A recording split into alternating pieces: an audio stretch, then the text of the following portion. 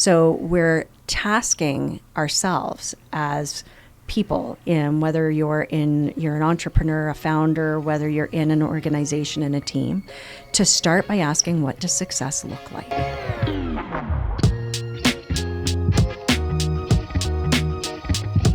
Welcome to another episode of Sell Me This podcast. Today, I am over the moon to have a guest that I've been waiting. The countdown has been on to host you, Margo.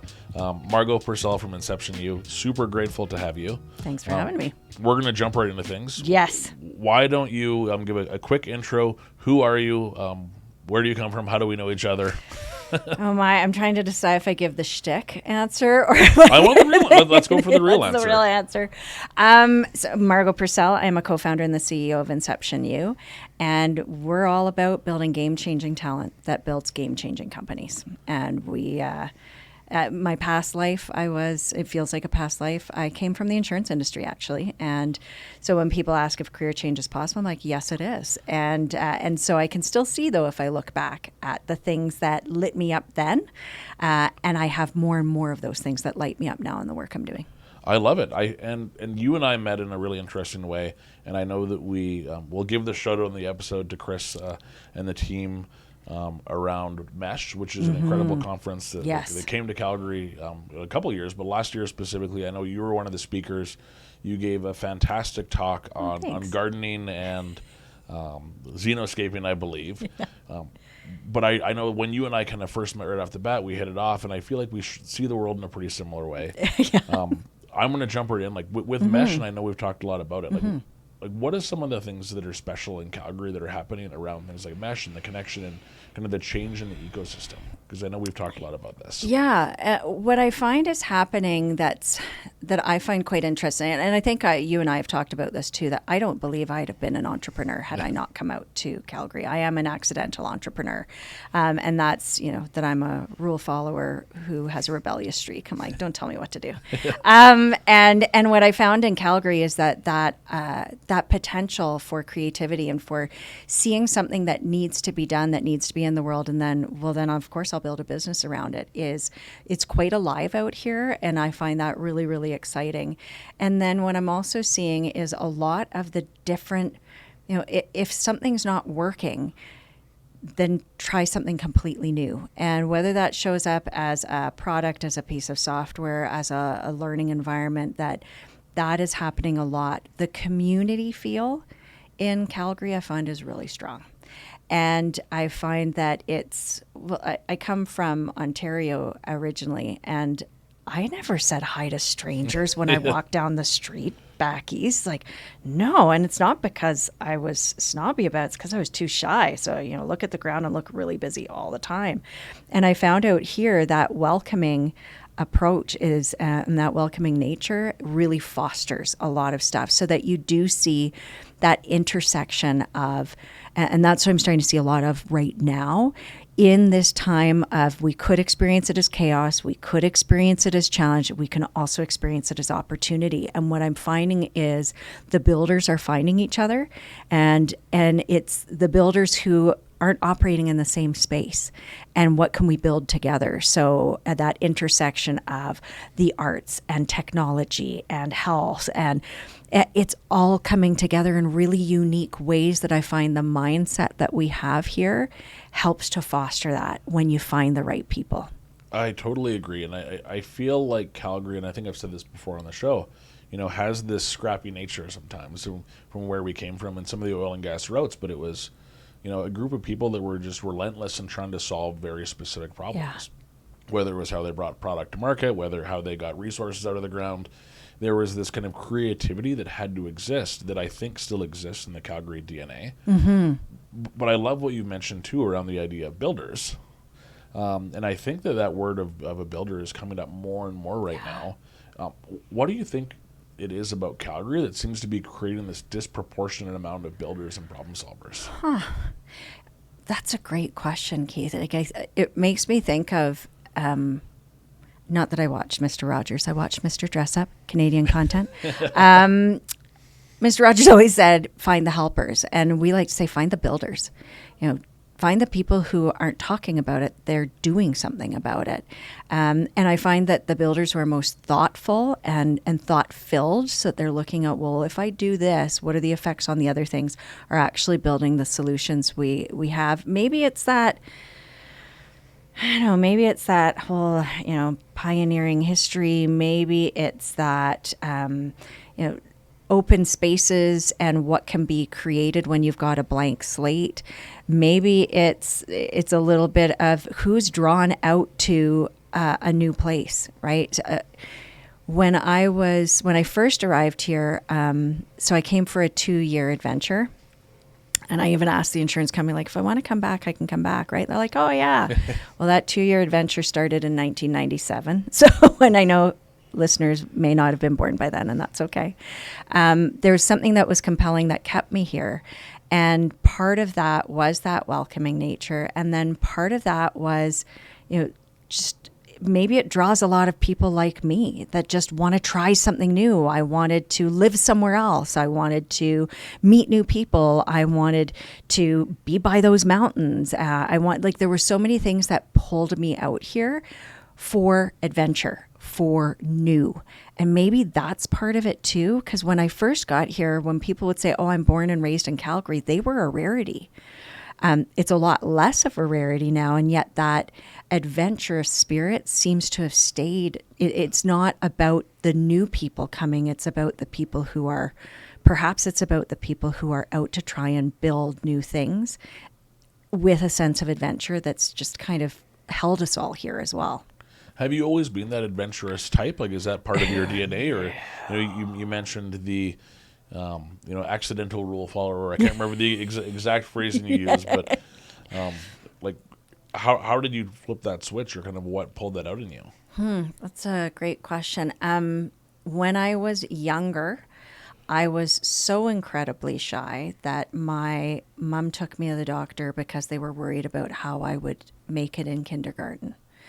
And I was still quite shy for much of my life. And then I joke around that I killed shy Margo. I definitely think being in drama absolutely helped. So even though I say I wasn't adventurous, clearly I kind of was if I was happy to jump up on a stage. I guess I picked and chose where I would do my adventure when I was younger until I had the confidence in my ability to realize other things. And that just, I don't know, Keith, I see that something else is possible. And this is the rule follower with the rebellious streak. I see that something else is possible. I see that we can be better, more adaptive, more thoughtful about others, as well as about what we're trying to make happen in the world. And I see that, and I used to initially try what I was supposed to do until I saw, and this is never going to get us what's possible. And that's when I'd break things. Or that's when I'd say, well, I'm going to go and try another way.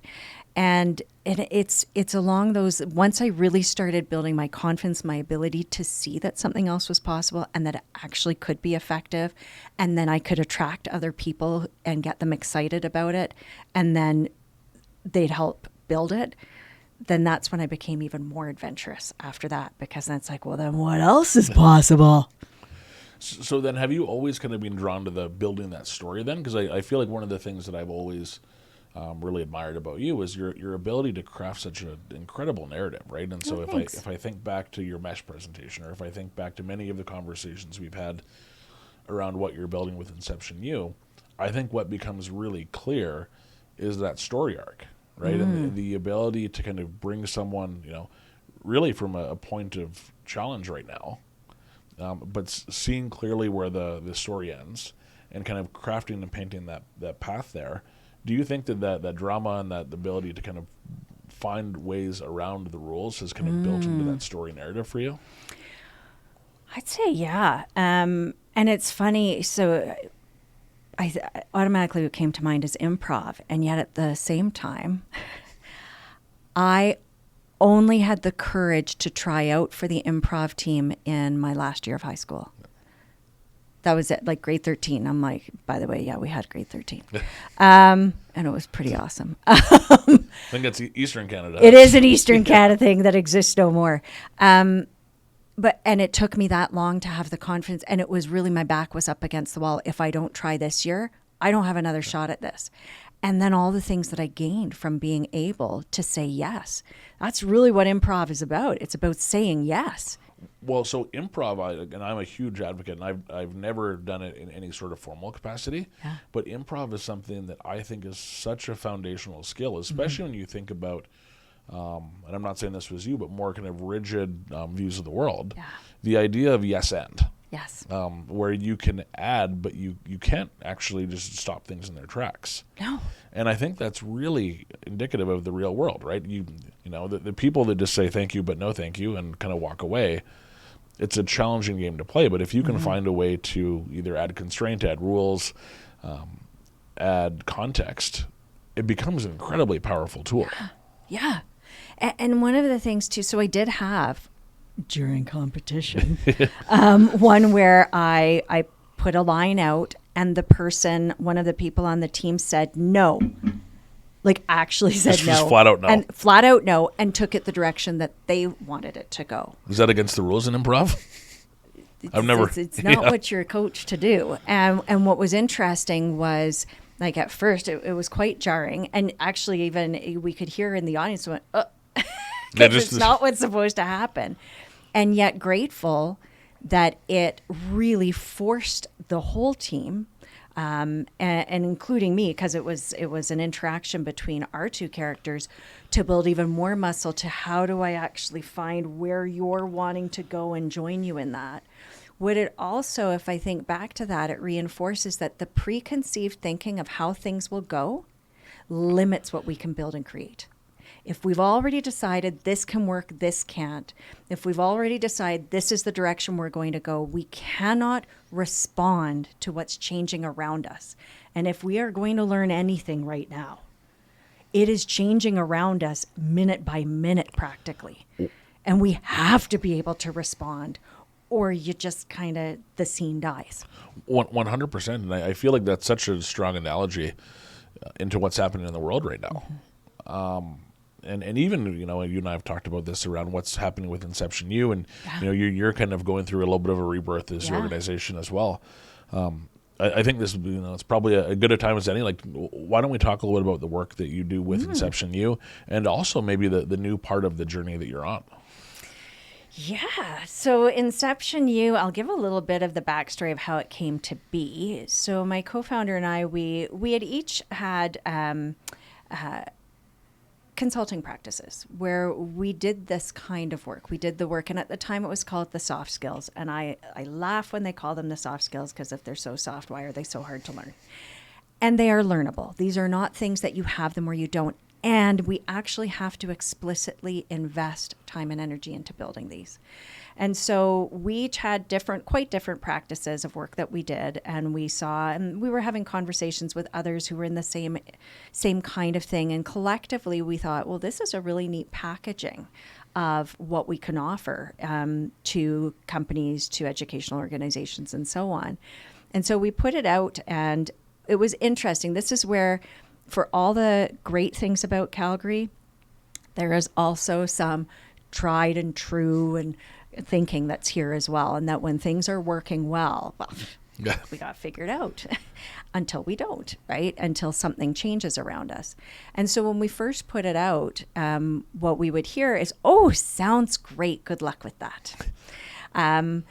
Or we would hear, well, who are you doing it with? Well, once you've worked with so many others, then come back and talk to us. And the thought is, well, we won't, if we don't have a first client, then there won't be a second, third, fourth, fifth client for me to come back to. So we found that interesting. And then where rubber hit the road, it was Rainforest, Alberta, and be so grateful to the conversations that happened there in those early years with it, that there was a desperate need for developers. We were in an oil and gas downturn. There was a lot of highly talented, highly qualified people who were highly motivated, and there wasn't work. Okay, how do we help And we wanted to be part of helping people transition into an area of growth and into an area that perhaps they would continue to grow with. And so it was conversations at Rainforest that some people were saying, oh, we need full stack developers. And my co-founder was heard the conversation and said, what if we built a different kind of developer here? Which again is kind of some of the secret sauce we've got out in this part of the world right now. And what if it's not just about the code? What if we equip people with an ability to design, to truly understand human nature and behavior, to do critical thinking as part of their software development?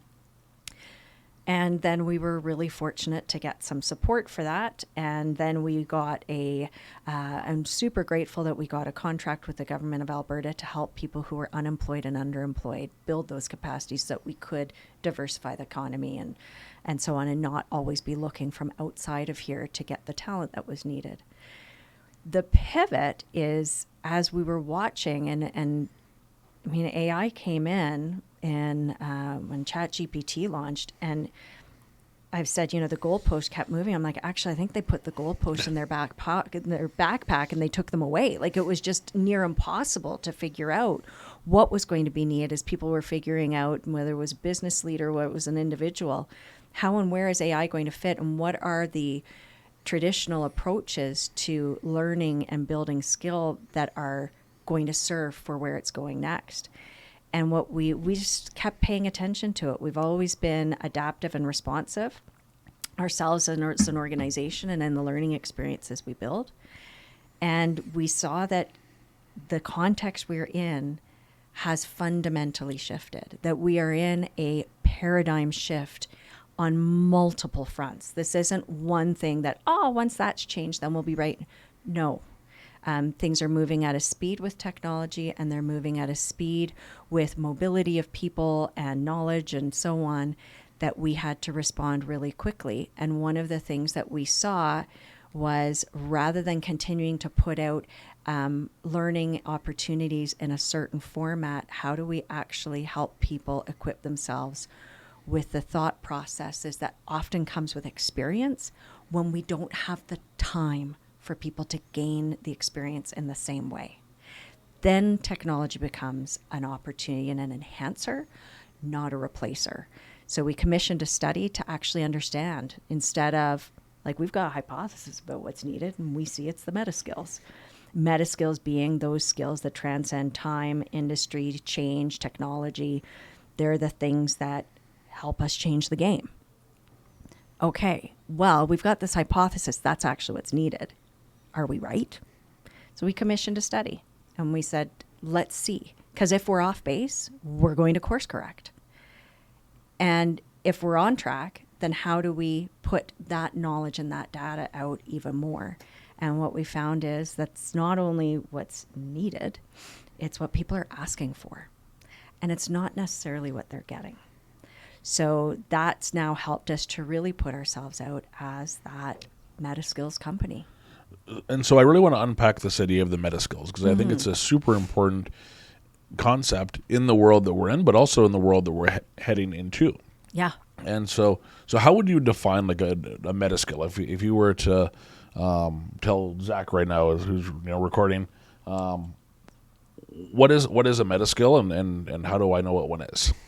So a Metaskill, if we think of meta being that it's overarching. Yeah. So these are skills that are kind of like the connective tissue between the more tangible, perhaps technical, and I don't mean technological, specific skills. And so Metaskills are the things that help us make sense of things. They are the things that help us break down into components and synthesize back into a whole. They are things like, and we've identified 7.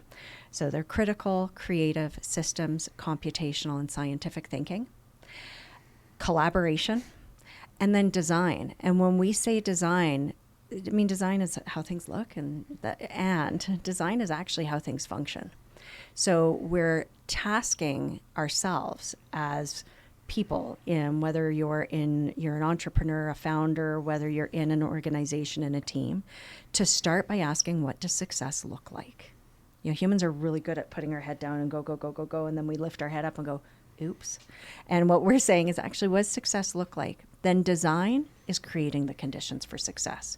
When we see that design is active and that it's about understanding human nature, which means understanding ourselves, all these other meta skills can come into play as well. And it's about building with kind of life in mind, actually. Because if we build things based only on a specific area, we may be successful in that area, and yet we're destructive to other things, and we just cause more problems. So the meta skills help us understand that interconnection and help us build better. And so really, if I'm interpreting it properly, the meta skills aren't just something that's important to understand technology or how to build an organization. These are the life skills that really give you the framework and tools to ingest anything that life throws at you. Yeah. Our viewpoint is understand anything and improve everything, right? And so it is fundamentally, these come down to the skills that equip you to learn how to learn. And when I hear people say, oh, it's about, I'm a lifelong learner, or we're looking for lifelong learners. Okay, how have you equipped people to do that? Because it's no longer about the knowledge that you have, that any of us can grab any knowledge we want out of our back pocket because we're carrying computers around in our back pocket. Computers in our back pocket. Well, and that's the thing that I get curious about is, these things, I don't think anyone can argue, especially as you dive into the science, and I do want to unpack some more of the research that you did to really validate what people are feeling around this. But why is it the case that these aren't front and center? Like, if these are the frameworks around how you learn today, why aren't they more present in our training, in our educational institutions, in our education systems? Like, it seems like a no-brainer, but it's really not the case. It's not. And so some other work that's happening here, the Learning City Collective and Dr. David Finch's work, where looking at we have, and I'm going to borrow from him on this because I find it's quite concise how he talks about it. We are still operating with an industrial model to education, which one of the ultimate aims of that model was to reduce, if not eliminate, mass illiteracy. And it did that to quite a large degree. It was also to get people to sit, to be told what to do, and it's just not the world we're in anymore.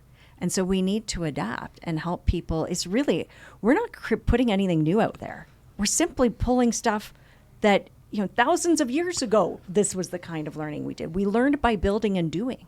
We learned by observing. We learned by critically assessing. And when I hear people say, it's kind of like the old person with a cane, young kids these days, they don't know how to critically think. We learned critical thinking. I'm like, did we? Did we really? No, we had to read the books. We had to read the books, and we had to analyze and compare and contrast and all of that because there was no software for it. How many people of my age, vintage and older, had Coles Notes, right? Like, we've always looked for the shortcuts. Yeah. The human brain is wired for convenience. And so we've got this model that was built on that the knowledge and the content was what mattered. And what we actually need to provide is the opportunity for people to equip themselves to figure it out because it's changing too fast for learning to be static like that. Well, and I think you're starting to see some of the outputs of that as well in a really negative way, where some people might be able to really clearly say, okay, well, here's the Pythagorean theorem. But if you go outside of that, they can't ingest anything new outside of regurgitation. And I think it's a real challenge when you talk about problem solving, when you talk about contextualizing some of these things, if you talk about the momentum that we're going to need as our next evolution of people. It's a real challenge if you have people that can't think independently. And that's what we were hearing a lot from industry, and part of the reason that we continued to do what we were doing as well was what we were hearing back is your people know how to get unstuck. Your people who've come through, not our people. I get it. People who have come through InceptionU don't sit and wait to be told what to do. And so we have to be compassionate with ourselves to start. We've all been conditioned this way. Yeah. And now the world we're in and the work we're doing and the companies that many people are working for are demanding something different and yet haven't equipped people. And so it's not a flaw of the individual if you don't know how to do this. This isn't a character flaw. And it's also not necessarily, there's no one to blame in any of this.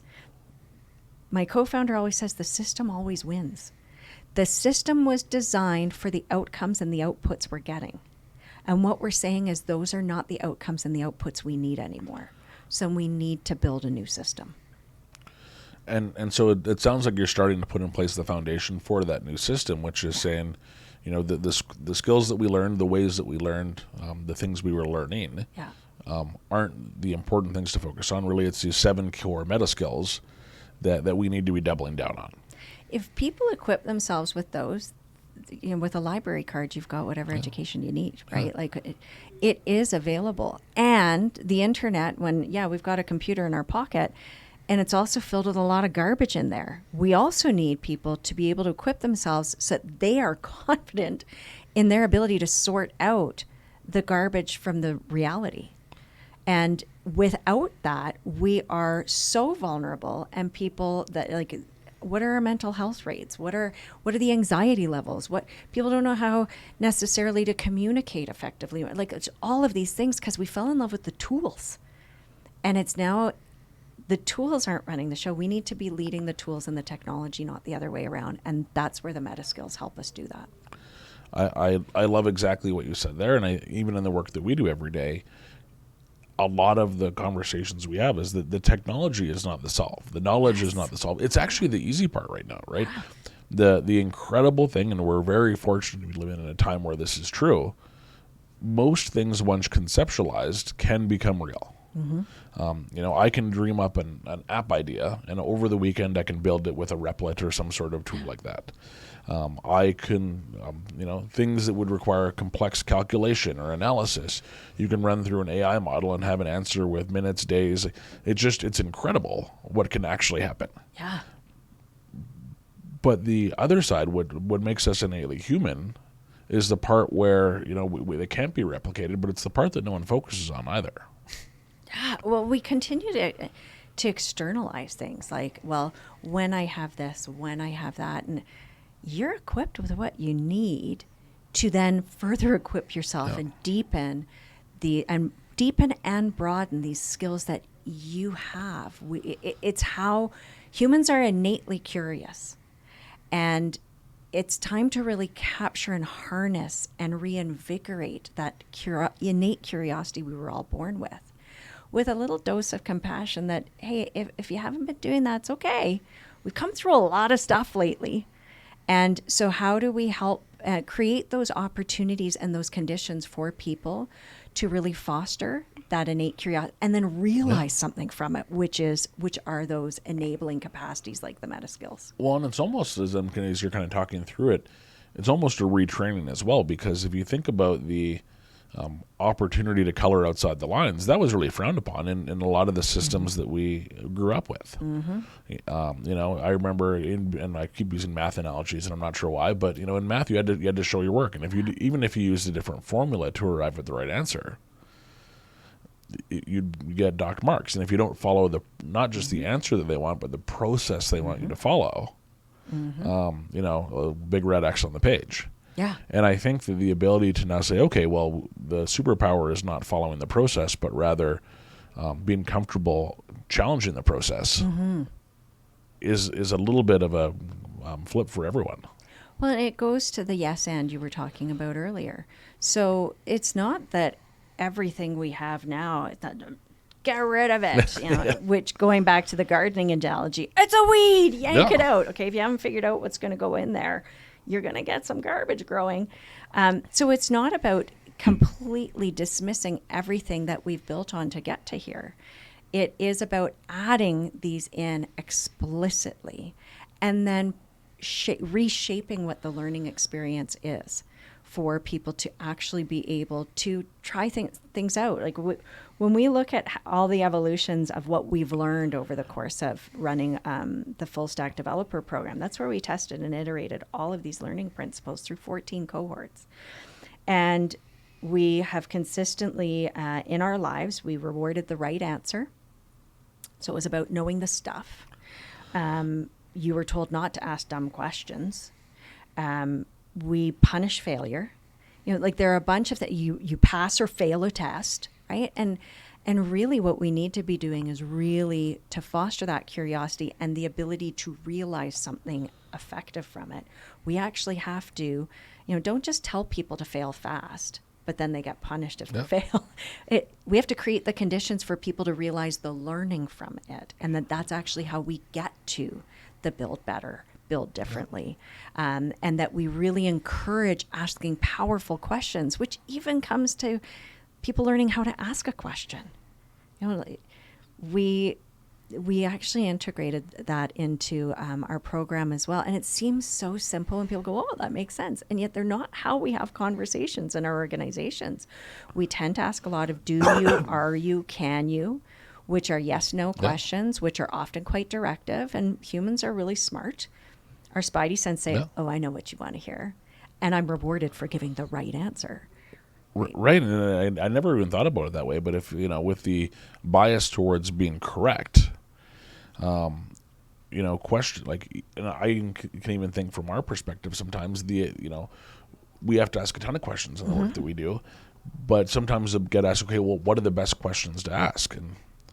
And I'd never even thought about it in the way that you're framing, but the ability to ask questions and relearn some of those skills is quite an interesting one. I've been so fortunate to learn with and from some amazing people. And one of the earliest folks I learned from, Aileen Gibb out in Canmore, she said, this isn't, even the method of coaching. She said, it's not a coaching conversation. This is how conversations should ideally are happening in our organization. So you're asking open questions. You're pulling amazing things out from people, which comes from a fundamental mindset of, I don't have to be right, and I may not have the best answer. And our collective intelligence outperforms any one person's intelligence. And so I'm going to get curious about your perspective. I'm going to be okay if you have a way better approach than me, that's okay. I'm going to be okay with being vulnerable and being able to say, I don't know. And we like to add, I don't know yet. So asking questions of who, what, when, where, how, that generates conversation and dialogue, rather than a yes/no answer, or someone even perhaps holding back and giving the answer they think you want to hear and missing the brilliance that could have actually helped us avoid another challenge. And so how we talk to each other, how we engage in conversation, how we explore these things can make the difference between uncovering a whole new avenue, perhaps sticking with the same thing. So you released some research that backs a lot of this up. So this is no longer you and I talking over a coffee and some strongly held beliefs and opinions. You did, I think, 3,000 people that were surveyed across the globe, not just in Canada. Yeah. You had some remarkable results that I don't think just kind of proved this, but put the double exclamation point at the end and said, hey, people are in need of this. I know that we talked about the project you were doing as you were kind of launching it, but were there any big surprises with the research or any big ahas that you weren't expecting? There were two in particular that stood out. So we looked at Canada, the US, the UK. And we had some, again, working with the researchers, we had some hypotheses in and around mindset and what the different mindsets are in the different countries. And we've been hearing a ton of late, especially about Canada and our productivity gap on and on. And so we thought, okay, well, we had some predictions about who would be more cautious and who would stand out as, faster to move and all that kind of thing. One of the things that was the most surprising, and it was the research who said this surprised them, was there was a lot less difference in mindset between the countries than we expected. Really? Yes. Because we keep and I think you and I probably are in the same communities here. There's this narrative right now that's Canada's behind in innovation, Canada's behind in GDP, that we're playing it too safe. And so you're saying that empirically what you're hearing is that from a DNA mindset perspective, very similar. We share a lot more with these countries who are outperforming us than we realize. And, Canada's been playing small for a long time. And at some point it starts to sound like excuses. Oh, well, we don't have the population. Oh, well, we don't have the money. Oh, well, it becomes a reason to remain cautious. Caution and skepticism is important. And I was at a conference last week where they were challenging us, like, is this healthy caution or is this risk aversion? Because it's similar side, like it's different sides of the same. Anything overdone can become maladaptive and less helpful. So we actually share a lot more mindset-wise with the other two countries than we realized, or than we thought and that we predicted. And are we overplaying a strength we have? Right? You can be, you can throw caution to the wind and you're going to waste a lot of money that way too, because you make a lot of very costly mistakes. So there is a level of caution that's helpful. It's the overly cautious or the, well, we can't, like that I predict is getting in our way, that we're overplaying our hand a little bit. And yet what we saw was we share so many other things in common, recognizing them, being aware we've got those other things. Oh, okay. Well, now we're going to put some conscious effort into that. Okay. The other one that was surprising as well was in and around the Gen Z. Yes, I'm saying Gen Z. It's very Canadian of you. Thank you very much. Is in and around what percentage of them. So we looked at, let me back up a tiny bit. We looked at 5 archetypes in and around change and innovation readiness and how people respond to change, new direction, new things in their environment. And we looked at 5 archetypes, which range from builder, so people who readily have new ideas and are working to create and bring new things into the world. And then it goes to embracer, happy to embrace change, aren't necessarily going to be the ones who come up with the idea necessarily, and they see an idea, they see value in it, and they'll get on board. You've got the drifters who will keep their head down. You know what? I've seen this movie before. I'm going to keep my head down till this one actually goes ahead. And that could be in and around change fatigue, right? That so many changes and then we just go back to the way we always did it. So why am I going to put the time and energy, and I've got a job I've got to get done. Once I see the changes established, I'll get on board. You've got resistors who might even be full on suspicious of change, right? I don't necessarily understand it, that I know the system that we've got, and I do not have a sense I'm equipped to actually be able to get on board with the change. To destroyers. And they are people who will actively, and by the way, people self-identified. We didn't do some psychometric thing that we say, well, you're a builder, you're a destroyer. No, they were given sentences and they self-identified, yeah, that's my response to change a new direction. And so destroyers will indicated that they will actively block or impede the change because from their perspective, they have too much to lose in the current system the way it is. What came out of that was Gen Z, higher than anyone else, 40% self-identify as destroyers. They do not have a sense that they are innovation ready or equipped for what's already here, much less what continues to come. So there's not too often that I'm completely surprised by the output of research. And I remember reading through your report last night and really having this deep thought around that Gen Z as the destroyers, because there's so much narrative right now around, the Gen Z, they're the native technologists, they've grown up with an iPhone in their hands, they're the most equipped to use AI, but the research really, really clearly said the people that are the most likely in your organization to not just resist change but outright work against it are the Gen Z. I just have infinity questions around that specifically, but what do you have another layer of kind of why behind that? Why is that? We didn't dig into that. I mean, that's the finding that came out, and I'd love for us to be able to, and it's probably a whole other research study to dig into it more. I've got some thoughts. I would love to hear your thoughts. I want to hear yours first. Reading that, what came to mind for you? What curiosity got piqued? I think that the thing that, and once again I'm surmising, is that Gen Z has kind of gotten the rough end of the straw That's which is not a real expression, but they've kind of got a raw deal on a lot of things, right? Whether it be housing, whether it be the job market, whether it be just some of the way that society really has created some significant challenges. And I think you have a very skeptical generation. And so I don't think that they're necessarily anti-technology. I think that they're anti-systems. And so I think that they know that this system is rigged to some degree against their long-term prosperity, their long-term success, and they're just pushing back against it. And they're saying, it could be we're going to roll out AI or we're going to give hot lunches to everyone, and they're just saying I don't want to be part of it. Yeah. So that would be my best guess without have any kind of research or data around it. Yeah, well, and it's similar thoughts came up for me as well.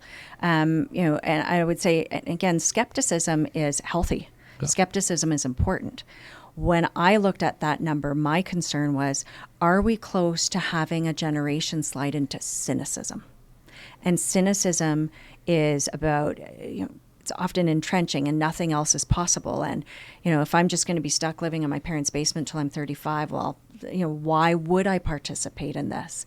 And we actually don't have the luxury to be cynical. We have too many existential level challenges that we're facing for us to become cynical and just throw our hands in the air and go, oh, well, whatever. And the data doesn't say that they're cynical. That's my concern, is looking at numbers like that. And why would I prop up this system where, you're going to see a benefit from it? What's the benefit for me? And I'm just going to have to continue to prop up this system because I need to be working in this system to provide the supports and the services for people who are now using those. And what is there for me? Oh, and by the way, services and so on are getting cut. Yeah. Well, and I think to some degree as well, it's to their own demise, right? A lot of, and I think there's some really interesting research around it. A lot of the jobs that are being impacted by AI are the entry-level ones. And I think that there was some really interesting jobs data that came out of the States recently that I think 14%, there was a 14% reduction in entry-level jobs in the last quarter. Yep.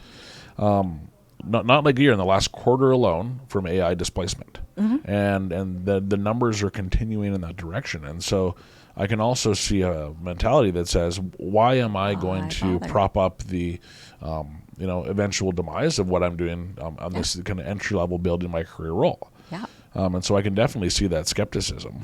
Yeah, and why not?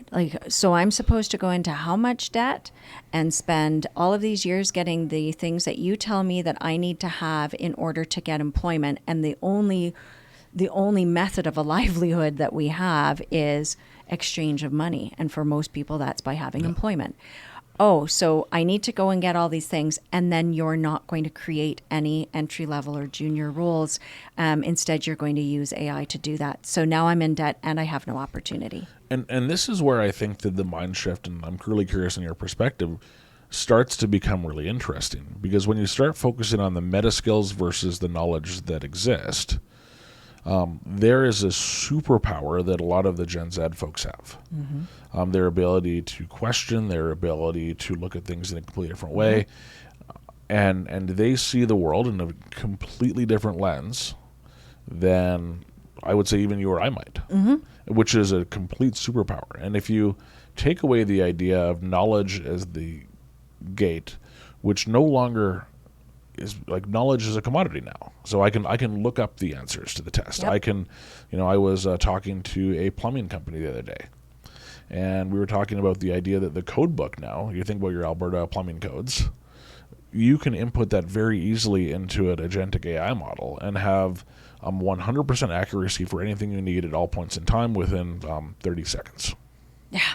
So is that training mechanism, or the kind of 10-year program around kind of year 1, year 2, year 3, year 4, as important as it was 10 years ago?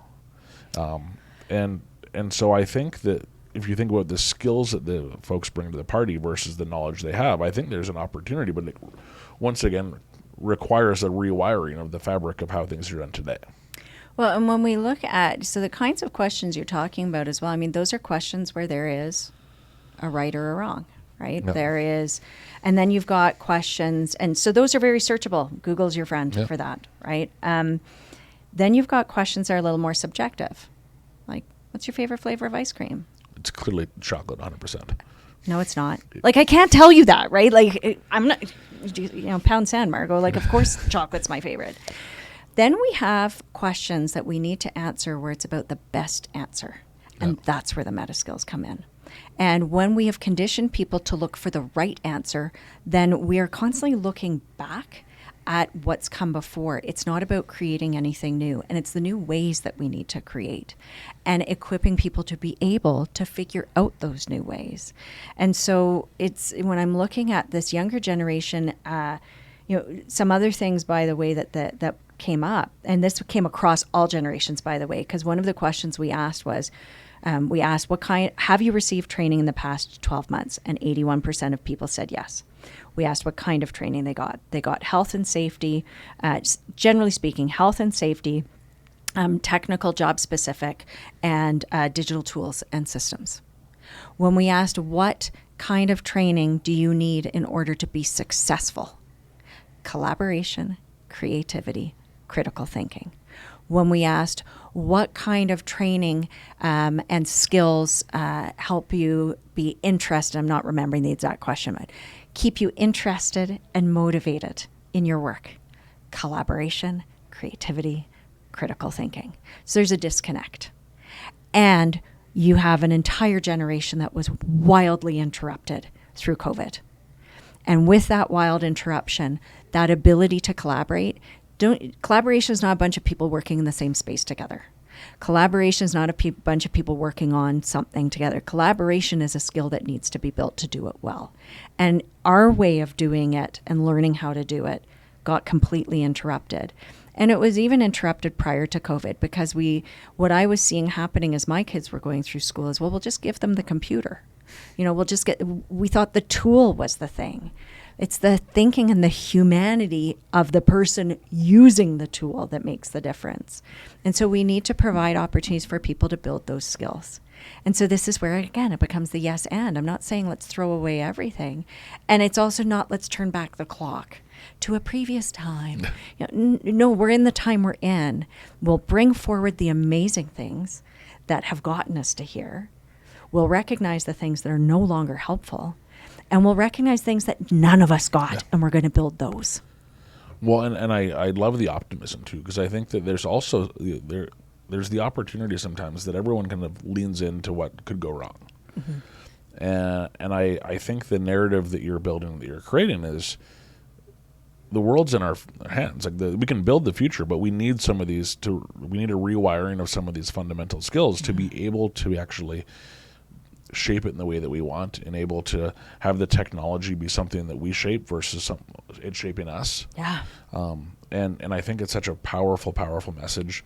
Margo, I think that we're going to have an episode 2 because we have zoomed by today. If there was some final words that you wanted to leave, if there was kind of one message around the importance of the Metaskills and even kind of how you're building towards them. Is there anything you wanted to share with our listeners before we wrap up today? Oh, that's a great question, Keith. If you're looking for different outcomes, you need to have different inputs. So create those conditions for your people to really bring with you and build with you what's possible. I love it. If people want to get in touch with you, I know that you are a wealth of knowledge. You're incredibly passionate about a lot of this, but if people want to reach out to you or connect to you, what's the best way for them to do that? Best way would be start with info@InceptionU.com. In InceptionU.com also, you can contact us through the contact form there, and we will make sure one of us gets in touch with you as quickly as possible. I love it. Thank you so much for joining me today. This was an absolute blast of a conversation. Thanks. And I can't wait for part 2. Me too. Thanks so much. If you've made it this far, like and subscribe on YouTube or follow and leave a review on your favorite podcasting platform so you don't miss any future episodes.